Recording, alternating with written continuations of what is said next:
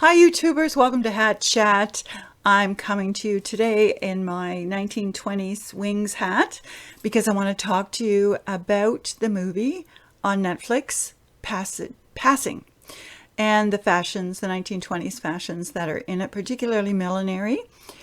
I'm Norma Shepherd, the director of the Mobile Millinery Museum and the author of 5 books on vintage fashion, including 1,000 hats. And if you've watched Passing, you'll notice that the character Irene in the opening scenes is wearing a horsehair cloche hat.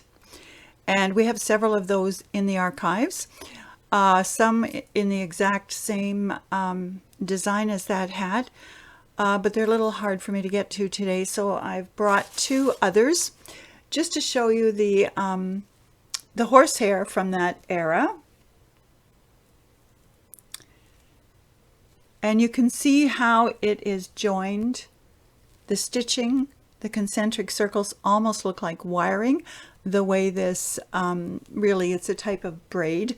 Now, horsehair was traditionally, real horsehair from the tail and mane of horses was traditionally used in Victorian times to make a very lacy weave. And then in the 20th century, they began to create synthetic horsehair.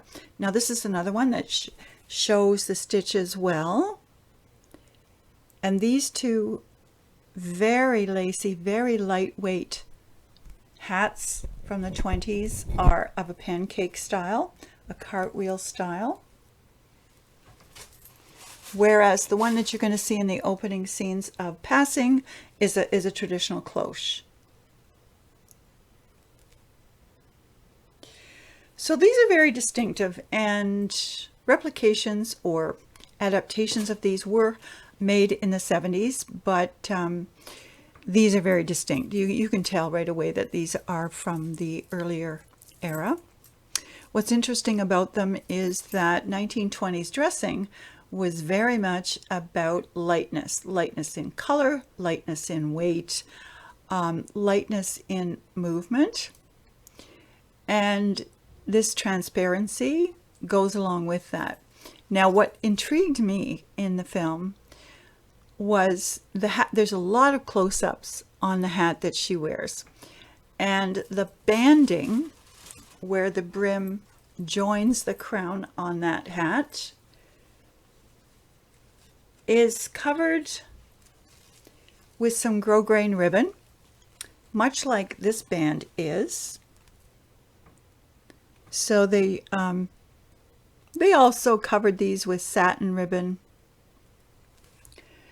But what intrigues me about the hat in the film is that the ribbon stops on the side, almost as if the glue has come away, and it almost looks like you can see glue underneath. It looks as if they've taken the ribbon and it's covered the band at the front and halfway along the side, and then it's cut away, and it looks like there's a little area here that's been damaged. And at that, now it may not be, this could have been entirely intentional, but at that point, I'm just going to lift this ribbon to show you. At that point, you see the join and you see the inner band. So basically it's just the inner band that you see through there, but that I wondered if that was intentional. You know, my first thought was, well, maybe they're trying to suggest that she's wearing a hat that's old, that needs repair, but she's a doctor's wife and she's also carrying some hat boxes. I mean, she's been shopping. So I just really would love to look at that hat a lot closer. And if any of you have any notions about why the hat looks the way it does, let me know. In the meantime, I want to show you 2 beaded 1920s dance dresses that we have in our collection. These are my most recent 1920s acquisitions. This one is a gorgeous green silk, and I don't want to expose it to the ring light for very long. As you know, the silks from that era tend to shred when exposed to light and or heat. So this is really a study garment. Can't be worn, can't be hung, but it's a wonderful piece too. Oh my gosh, it's just, the hem of this has just landed on my bare leg. My knees are bare, and all this beading feels so wonderfully cold. So check out the beading on this. It is a mid-calf length dance dress, and this is the hem. It's beaded front and back. Look at the lovely motif.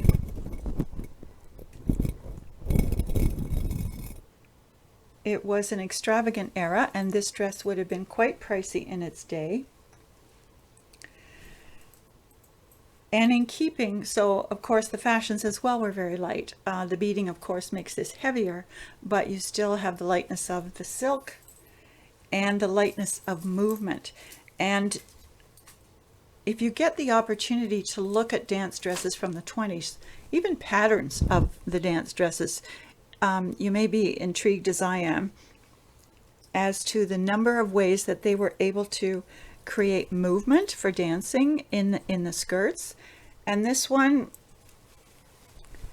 just has a pleat at the hips on each side that just gives you a little extra fabric for movement.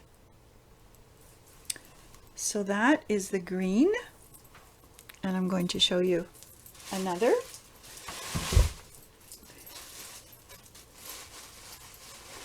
This one is a beige champagne color, and a lot of brides actually from the 1920s were married in champagne colored dance dresses. They were all set to party as soon as the ceremony was over.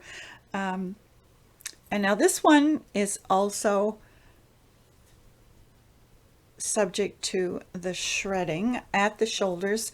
Unfortunately, a lot of these gowns were hung for too long, and the weight of the beaded fabric has caused damage at the shoulders. But it's still a fabulous dress and very intact from further down. You can see that it has a great self fabric sash, terrific beading, and I will pull it up. Oh yeah, there are some little artificial pearls that are also incorporated into this decoration. And this one, as I said, has a self fabric sash at the hip, and that accentuates the hips and promotes that idea of, oops, my dragon got caught. So that's a little look at some authentic 1920s garments that luckily are still around to have a look at. These won't last forever because the shredding, etc., will continue no matter how well we preserve them. I'd love to know your thoughts about passing and the fashion within it. So let me know. Leave some comments or questions that you have in the description. So leave any comments or questions you have in the comments, and I will link to another video I've done on 1920s millinery. And I will see you Monday, and in the meantime, as ever, have a hattie day.